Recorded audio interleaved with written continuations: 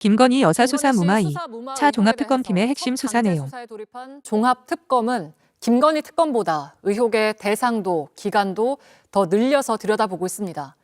김건희 씨 대면 조사 5달 전에 만들어진 불기소 문건 작성자까지 수사 대상에 포함하고 의혹을 들여다보는 기간 역시 박성재 전 장관 취임 직후로까지 넓혔습니다. 2차 종합특검은 2024년 10월 김건희 씨 도이치모터스 주가 조작 사건 무혐의 과정을 살피기 위해 강제 수사에 나섰습니다. 지난해 김건희 특검이 한 압수수색과 달리 이번엔 공주지청이 포함됐습니다. 대검찰청 정책기획관 정보통신과 반부패 2과 중앙지검 반부패 2부 사무실 그리고 공주지청장실 총 이렇게 5곳. 특검은 김건희 씨 대면 조사 2개월 전 저장된 불기소장 문건 작성자로 A 전 공주지청장을 의심하고 있습니다. A 전 지청장은 2024년 도이치 수사팀에 있을 당시 문건을 작성했다가 공주지청장으로 인사이동했는데 이후에도 수사팀과 수사무마에 가담한 것으로 의심할 수 있는 정황이 있다는 겁니다. 해당 문건에는 김건희 씨 예상 진술과 증거 불충분 무혐의로 내린 결론이 담겨 있고 실제로 A 전 지청장이 최종 불기소 결정서 작성 과정에도 영향을 미쳤다고 특검은 의심하고 있습니다. 미리 만들어둔 결론에 꽤 맞춘 것이라는 게 특검의 시각인데 당시 수사 지휘 라인에 있었던 관계자는 김건희 씨 기소 의견은 없었다고 반박했습니다. 이창수 당시 중앙지검장도 무혐의 처분은 수사팀 의견이라고 했습니다. 저는 수사팀과 머리를 맞대고 증거와 법리에 따라서 제대로 사건 처리했다고 생각합니다. 특검은 압수수색 영장에 부당한 지시로 김건희 씨를 불기소하도록 했다고 적시하면서도 직권남용의 피의자는 성명불상자로 했습니다. 부당한 지시를 하게 한 윗선이 누구인지 규명해야 하는데 2차 종합특검은 김건희 특검보다 압수수색 대상 기간을 늘렸습니다. 김건희 특검은 수사지휘부가 교체됐던 2024년 5월부터 불기소 처분이 이뤄진 10월까지 환정했는데 이번엔 박성재 전 법무부 장관 취임 직후까지 거슬러 올라간 겁니다. 실제로 2024년 5월 박 전 장관은 김건희 씨로부터 수사 상황을 묻는 텔레그램 메시지를 받고 그 뒤에는 도이치모터스 주가 조작 사건에 대한 지휘권을 회복시켜달라는 검찰총장의 요청도 거부했습니다. 2차 종합특검은 이러한 점을 바탕으로 당시 상황을 재구성하는 데 주력하고 있습니다. 종합특검이 수사하고 있는 것 중에서 가장 중요한 게 검찰의 수사 무마 의혹인 것 같은데 이게 원래 당초 김건희 특검은 시점을 2024년 5월로 보아서 이 부분에 대해서 수사를 했는데 2달 앞당긴 3월부터 추적을 했다고 하네요. 네네. 예, 요거 검찰 수뇌부 개입을 밝혀낼 수 있을 거라고 보세요? 어떻게 보세요? 이게 쉽진 않은 것이지만 반드시 좀 밝혀냈으면 좋겠다는 생각이 들고요. 제 생각에는 2차 종합특검에서 못 밝혀내더라도 이 공소시효가 끝나는 그날까지는 언제든지 이 열린 가능성을 놓고 이 무혐의 처분과 관련된 전체적인 이 진행 상황을 계획하고 그걸 실행한 사람들이 반드시 처벌받을 수 있도록 최선을 다할 필요가 있다고 생각합니다. 예. 자, 지금부터는 잠시 시계를 2024년 5월로 돌려보겠습니다. 당시에 무슨 일이 있었냐면 5월 2일에 이원석 검찰총장이 김건희 관련한 디올백 의혹 전담 수사팀 구성을 지시합니다. 4일에 윤석열이 박성재 전 법무부 장관과 75분간 통화를 하고요. 통화가 2번이나 이어집니다. 그러다가 13일에 이창수 서울중앙지검장이 임명이 되죠. 그리고 김건희 수사팀이 전체가 물갈이가 됩니다. 15일에 김건희가 박성재 장관에게 직접 내 수사 어떻게 되고 있느냐라고 메시지로 물어봤죠. 그리고 나서 2차 종합특검이 밝혀낸 불기소 처분서가 이 당시에 작성이 됩니다. 5월 말에 작성이 되는데 이창수 부임 9일째 되는 날 마지막 수정 날짜가 24일입니다. 요거 보시면서 그러니까 이 불기소 문건만으로는 검찰이 봐줄 결심을 했구나 이렇게 단정 짓기는 어렵지만 사실 김건희 조사가 이루어진 게 이 이후임에도 불구하고 한 2달 뒤거든요. 이후임에도 불구하고 미리 불기소할 그 내용의 문서를 작성했다는 거는 뭔가 의심할 만한 정황이었던 것 같아요. 단정할 수는 없겠죠. 예. 그게 이렇게 합리적 의심이 여지없이 확실하게 입증됐다라고는 볼 수는 없지만 사회 통념에 비춰보면 봐줄 결심을 했다고 충분히 납득할 만한 그런 상황이라고 보아야 될 것 같습니다. 그리고 기본적으로 불기소 문건을 작성했다고 이걸 뭐 이렇게 무혐의를 위한 판례를 검토했다라는 식으로 변명을 하고 있는 것 같은데 그런 식으로 좀 사안이 좀 복잡한 사안이 있을 때는 불기소, 기소 이 두 가지 가능성을 모두 놓고 검토하는 경우는 있어도 이런 식으로 불기소를 염두에 두고 지금 조사도 이루어지지 않은 상황에서 예상 진술을 토대로 해가지고 불기소 결정서를 작성하고 그런 경우는 없습니다. 그렇기 때문에도 특검이 이걸 의심하고 있는 것이고 어떤 면에서는 그냥 뭐 이게 유죄 입증이 가능한 수준에는 이르렀다고 볼 수 없겠지만 그러나 충분히 앞으로도 이에 대한 수사를 이어나갈 만한 충분한 소명은 되었다고 보는 것이 맞을 것 같습니다. 아, 그렇군요. 2024년 5월 말 24일에 마지막으로 수정이 된 불기소 처분서에는 한글 파일이었는데 김건희의 예상 진술도 들어가 있었고요. 증거 불충분으로 무혐의 처분한다라는 취지의 내용이 담겨 있다고 합니다. 이 보고서를 작성한 사람이 전 공주지청장인데요. 네네. 이 공주지청장이 당시에는 중앙지검 부부장 검사였나 봅니다. 반부패 2부 부부장 검사였습니다. 예. 그리고 나서 공주지청으로 갔는데도 불구하고 계속해서 이 사건을 계속해서 맡았다고 하네요. 어떻게 네네. 보세요? 그 뭐 공판 같은 거를 수행했던 것도 같고 반부패 2부에서 여러 가지 다른 사건들을 많이 수행하고 있었기 때문에 이때 당시에 불기소 이유를 작성했던 것으로 보여지고요.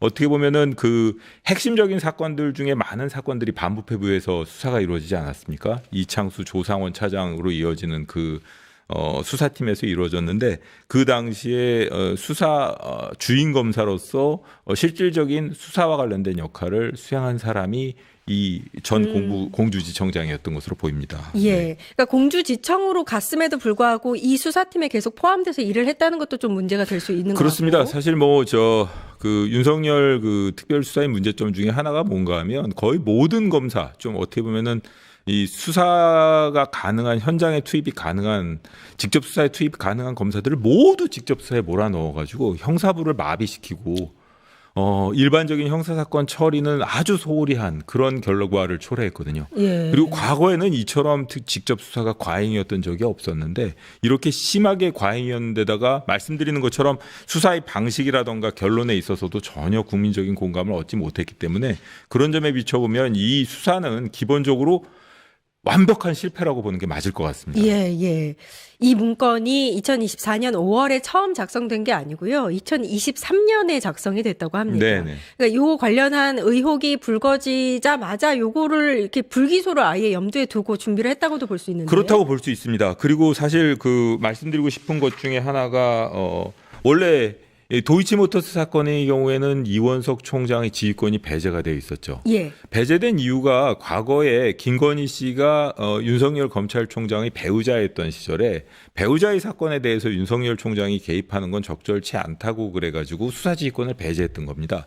근데 그 이후에 윤석열 씨가 대통령이 되고 그다음에 본인이 어쨌든 본인의 배우자에 대한 사건에 개입할 여지가 차단됐지 않습니까? 예. 그런데 이원석 총장의 경우에는 뭐 이렇게 배우자라고 해서 봐주고 그럴 이유도 없는 것인데 수사지휘권을 복원시켜주지 않았습니다. 왜냐하면 이원석 총장의 경우에는 계속 어떤 식으로든 제대로 수사를 해야 된다라는 입장을 취하고 있었기 때문이죠. 근데 그때 당시에 뭐 다시 수사지휘권 발동을 하지 않겠다라고 이제 법무부 장관이나 이런 사람들이 그런 궁색한 변명을 대면서 수사지휘권을 복원시키지 않았기 때문에 예. 이원석 총장은 수사지휘권을 행사할 수 없었습니다. 그렇지만 명품백 사건의 경우에는 반부패 2부가 아니라 형사 1부에서 수사 중이었는데 예. 그 사건의 경우에는 수사지휘권이 있거든요. 그래서 전담 수사팀 구성도 지시하고 이랬던 거군요. 그렇습니다. 예. 그런데 이제 그 조사하러 가면서 뭐 도이치모터스 사건은 그래 뭐 저 수사지휘권이 배제됐으니까 조사하러 간다는 것도 보고를 안 했다. 이원석 총장한테 보고할 필요가 없으니까 수사지휘권이 배제됐는데. 근데 그 간날 명품백 사건도 같이 조사하지 않았습니까? 그래요. 예. 같이 조사했습니다. 예. 같이 조사했는데 왜 그럼 명품백 사건의 경우에는 이원석 총장의 수사지휘권이 있는데 그걸 보고를 안 했냐? 그랬더니 뭐라고 변명을 했나 하면 조사를 하러 간 경위에 김에 김건희 씨한테 오늘 조사받으시는 김에 명품백도 같이 조사를 받으시죠라고 얘기를 해서 미리 대기 중이던 형사 일부 수사팀을 불러서 조사를 하게 했다는 겁니다. 그렇기 때문에 이원석 총장에게 사전 보고를 못했다. 이렇게 변명을 한 것이거든요. 예. 그러니까 이런 조사하는 과정 그리고 조사한 장소도 안가였다는 점 그리고 조사를 하면서도 휴대전화를 뺏기지 않았습니까? 그리고 그 어느한테도 누구한테도 베풀지 않았던 그런 특혜 조사를 하고 나중에 결론에 있어서도 무혐의 처분이 났습니다. 예. 그러니까 이런 전반적인 이 어떻게 보면 꼼수 이거야말로 진짜 부당거래 실사판에 가까운 이런 그 꼼수를 부린 것인데 이런 꼼수의 계획자가 누구인지는 정말 이거는 공소시효가 끝나는 그날까지 어떤 방식으로라도 수사를 해서 밝혀낼 수 있도록 최선을 다해야 될 것 같습니다. 예. 당시에 황제 수사를 할 때 이원석을 패싱했다는 그 논란 때문에 네네. 시끄러웠던 걸로 기억을 합니다. 감찰관님 말씀하시니까 또 기억이 나네요. 이창수 지검장이 부임을 하고 나서 당시 담당 검사한테 유사한 사례의 판례를 검색을 해봐라. 근데 무죄 판례를 검색해봐라. 이렇게 얘기를 했거든요. 그러니까 무죄로 되기 위한 준비 단계였다라고밖에는 볼 수가 없을 것 같아요. 그렇습니다. 그리고 아주 유사한 사례도 아니고 어떻게 보면은 아주 비슷하긴 하지만 어떻게 보면은 그걸 응용해 가지고 무혐의 근거로 삼을 만한 그런 참고 판례를 던져주고 이걸 검토하라고 한 겁니다. 그러니까 무죄로 만들어라라고 지시한 거나 다름없지 어떻게 않습니까? 보면은 무죄의 논리를 지휘부에서 좀 더 보강해주고 이런 것도 있으니 무죄의 논리를 좀 단단히 만들어 봐라 이런 취지로 지시를 한 것이라고 보아도 부족함이 없는 것 같습니다. 이창수 전 지검장은 이거에 대해서 판례 검토는 사건 처분 전에 늘상 하는 일이다 이렇게 얘기를 했거든요. 그렇다면은 동등하게 기소를 할 수 있는 그 유죄 사안에 대해서도 동등하게 검토를 해야 그렇네요. 되거든요. 그렇습니다. 예. 보통 그런 일이 있을 경우에는 유죄팀, 무죄팀을 구성해서 동등하게 토론을 시키고 나중에 결론을 내는 것이 맞습니다. 근데 이거는 일방적으로 편향되어 있는 어떻게 보면 무죄의 편견을 가지고 있는 견해를 아랫사람 하급자에게 지시한 거 아닙니까? 그럼 하급자가 그 영향을 안 받을 수가 있겠습니까? 예. 그러니까 2024년 5월에 불기소 문건 보고서 요거 작성하고 나서 2024년 9월에 이창수 지검장이 담당 검사한테 요거 무죄 판례 검사해봐라, 요거 찾아봐라 이렇게 얘기를 하고 지시를 하고 불기소 처분을 그 한 달 뒤에 2024년 10월에 내립니다. 아무 혐의점 증거를 찾지 못했다 불충분으로. 네네, 그렇습니다. 예. 그렇다면 아까 말씀하셨는데 이 전반적 이 과정에서 이걸 지시한 자가 이창수 지검장일 것이냐, 여기서 끝날 것이냐. 그건 저는 아니라고 봅니다. 절대로 이창수 지검장이랑 조상원 차장이 거기로 부임하게 된 것. 그리고 그런 인사에도 영향을 미칠 수가 있고, 그리고 용산과 수사팀과의 직접적인 조율이 가능하고, 그 다음에 그 전반적인 수사팀의 인사를 좌지우지할 수 있으면서 뭔가 좀 법리에도 정통하고 이 수사팀이 전혀 어떻게 보면은 반기를 들지 않고 따를 수밖에 없는 그런 사람.